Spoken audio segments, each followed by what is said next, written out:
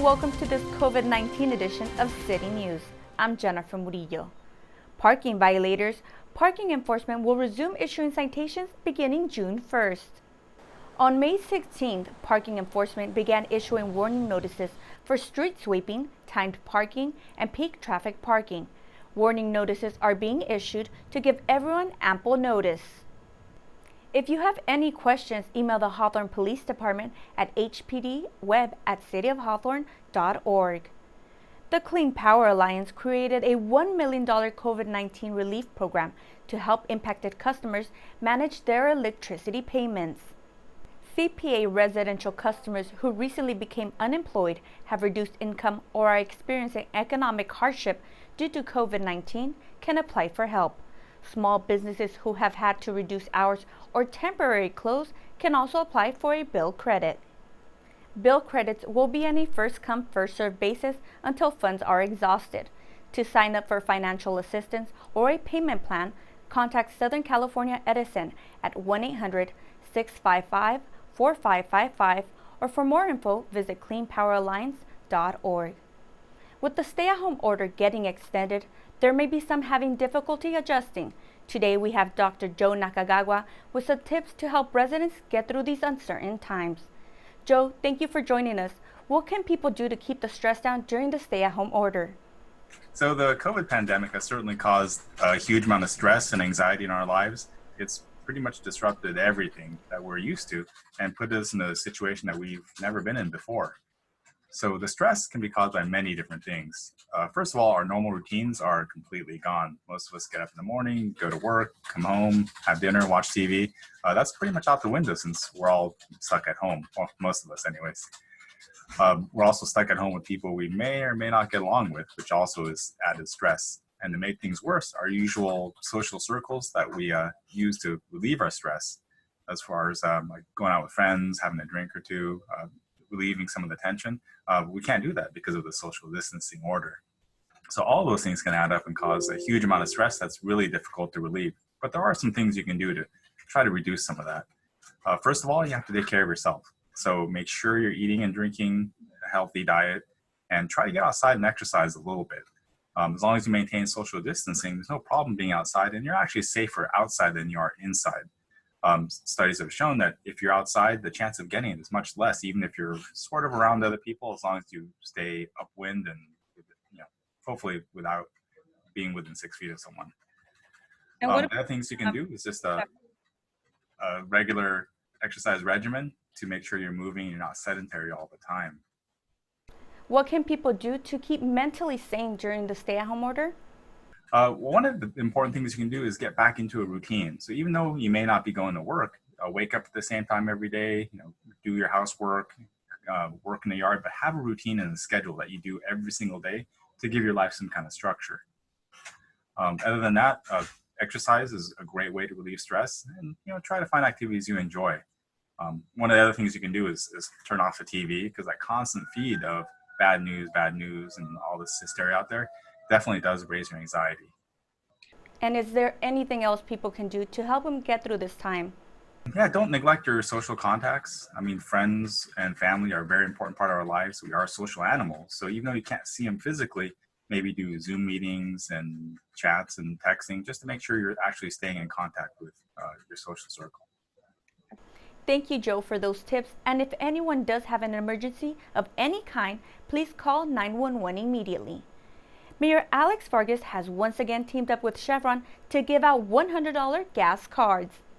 The gas card giveaway is for Hawthorne senior citizens and Hawthorne College graduates. There are several requirements for the gas cards, and applications are due by June 5th. For more information, call 310-349-1640, or to apply, email parksrec@cityofhawthorne.org. Centinela Valley Union High School District students have had to pivot from learning in the classrooms to learning from home. Teachers have been able to continue their students' educations through the use of an online management system called Canvas. Danny Miskell is standing by to tell us more about what distance learning has been like for our high school students. Thank you, Jennifer. Joining us now to discuss distance learning and what this experience has been like for the students in the Hawthorne School District, we have Molly Nelman, Coordinator of 21st Century Learning for the Centinela Valley Union High School District. Thank you for joining us, Molly. Thank you for having me. Can we start off by having you explain to us the management system that the students have been using is called Canvas. Please tell us more about what this system is. Sure, Canvas is our learning management system. And basically it's a place where all of the learning content is housed. So teachers can go in there and they can put in videos and lessons. They can put in articles, things for students to read, presentations where students do all of their learning. And then they can also create assignments, quizzes, discussions. It's really a place for students to do all of their learning and demonstrate what they've learned. Would you be able to show us what the management system looks like and maybe navigate us through what the students see on a day-to-day basis? Sure, absolutely. Let me just share my screen. All right, so you should be seeing my Canvas dashboard right now. I'm logged in as a test student. And so when students log in, they actually see cards for each of their courses. So they would select a course that they wanted to work on, and they would see the homepage. Now, teachers have a lot of flexibility in how they design their courses. This is just what something might look like. So on the homepage, you should see some information about the course, maybe some information about how to contact the teacher, and what maybe we're doing today. So maybe I can click on Daily Agenda, and I'll see that here is the week that my teacher has set up for me. And I'll go into the agenda and see what's going on today. And as you can see, office hours are listed. We use Google Meet, so the teachers are offering office hours each day so students can come and get help if they need it. Some contact information, and then an agenda to guide the student through the lesson. So the student could click on these different things, or they could just click next to navigate to the next thing. So Molly, after the students have taken the assignments and taken the quizzes, how are they able to take the actual tests? So if a teacher would like to monitor student testing, they have some options. Both in Canvas and in our other testing software called Illuminate, the teacher can set up testing sessions and release the test only when they want to for the students. So a teacher could say, on Monday at 10 a.m., we're meeting in Google Meet to have a test, and for the students that show up, the teacher can release the test.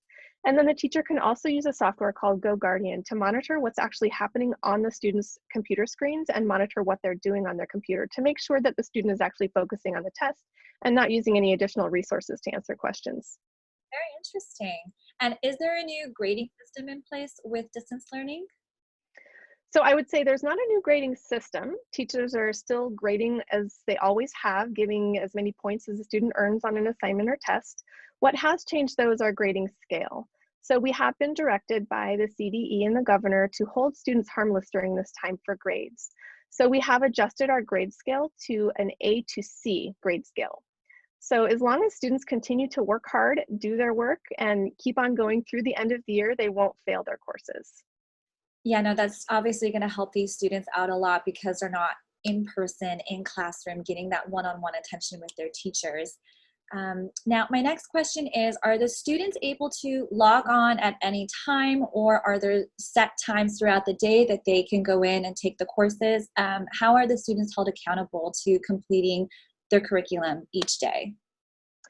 Generally, we have designed our distance learning to be anytime, anywhere, so that students can access their lessons and complete them whenever is most convenient for them, because we find that some of our students just cannot get online during the school day for whatever reason.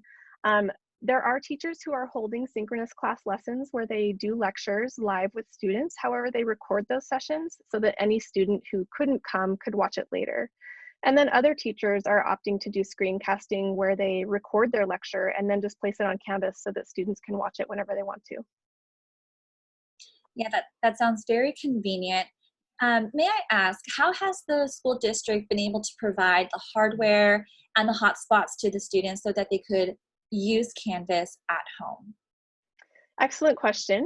So we started our digital learning initiative about 3 years ago, where we started distributing Chromebooks to take home for all ninth graders. And we were really excited this year to be able to roll that program out to all of our students. So this fall, 100% of our students got take-home Chromebooks as part of our digital learning initiative. And then also we know that some students don't have internet at home. So we have had a partnership over the last 3 years with the 1 Million Project with Sprint to provide free hotspots and high-speed internet for those students. That's amazing. That's incredible. Now, has there been any measure to seeing how successful Canvas and Chrome has been at home for these students? Are they doing well? Is there a way that you can quantify if they're actually learning better at home versus learning in the classroom? Well, I'll say this has been a struggle for everyone. This is not easy for students, teachers, parents, and I definitely believe that the in-classroom situation is probably best for everyone. However, given that we've been forced to go with distance learning, I think things have been going really well. Generally, we are accessing most of our students via the distance learning, and for those students who aren't engaging in lessons, we are personally reaching out with phone calls and home visits to make sure that the students are okay and that they have everything that they need in order to do their distance learning. Molly, is there anything else that you would like to share with us?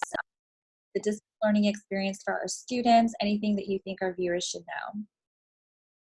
I just want to extend our appreciation to our community who has been very supportive of our students, our Board of Education who has constantly supported our digital learning initiative and put us in such a great position to be here right now. I think overall we're having a very positive experience, and it's because of all of the people that support us. That's wonderful. We're happy to hear. Thank you so much for joining us again today, Molly. We appreciate it. Thank you. Thank you. For more information on updates with the school district, visit www.centinela.k12.ca.us. Last week, Hawthorne High School administrators took to the streets for Operation Yard Sign Delivery.